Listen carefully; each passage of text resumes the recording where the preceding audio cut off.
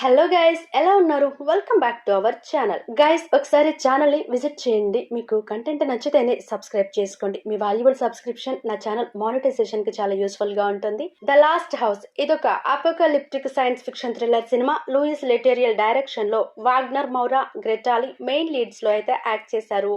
ఈ movie Netflix లో తెలుగులో అవైలబుల్ గా ఉంది. 10 కి 5.6 IMDb rating. Movie time duration 1 hour 50 minutes అయితే ఉంది. వితౌట్ స్పాయిలర్స్, ప్లాట్ ఏంటంటే సిటీల్లో నివసించే ఒక సాధారణ కుటుంబం చుట్టూ అయితే స్టోరీ తిరుగుతుంటుంది.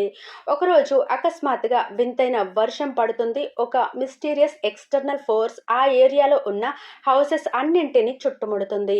ఎవరు బయటికి వెళ్లకుండా, బయట ప్రపంచంలో సంబంధం లేకుండా అన్ని ఇళ్లను పూర్తిగా సీల్ చేస్తుంది. ఫోన్ నెట్వర్క్లు, ఇంటర్నెట్, టీవీ సిగ్నల్స్ అన్నీ కట్ అయిపోతాయి. పవర్ కనెక్షన్ కూడా సరిగ్గా ఉండదు. అసలు బయట ఏం జరుగుతుందో తెలియక ఉక్కిరి బిక్కిరైపోతారు. మనుగడ కోసం వారు చేసే ప్రయత్నాలు ఈ మూవీకి స్ట్రెంత్ అని చెప్పొచ్చు.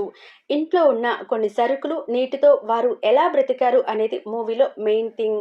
అప్పటికే చాలా మంది నైబర్స్ ఇళ్లలో మనుషులు శవాలైపోయి ఉంటారు. రోజులు గడుస్తున్న కొద్దీ వారి మధ్య మానసిక ఒత్తిడి, గొడవలు పెరుగుతాయి. కేవలం ఇంట్లో బందీలు అవ్వడమే కాకుండా బయట ఏదో వింత జీవులు తిరుగుతున్నాయని, ఈ సీ క్రియేటర్స్ అయి ఉండొచ్చు అని, వాటి వల్లే ఇదంతా జరుగుతోందని వారికి మెల్లగా అయితే అర్థం అవుతుంది.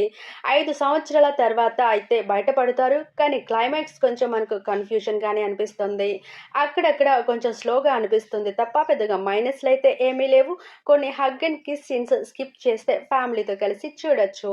ఇలాంటి మరిన్ని మంచి మూవీ వీడియోస్ కోసం మన ఛానల్ని సబ్స్క్రైబ్ చేసుకుని బెల్ నోటిఫికేషన్ అయితే ఆన్లో పెట్టుకోండి. నెక్స్ట్ వీడియోలో మంచి మూవీతో మళ్ళీ కలుద్దాం. Until then tata. Thank you so much for watching.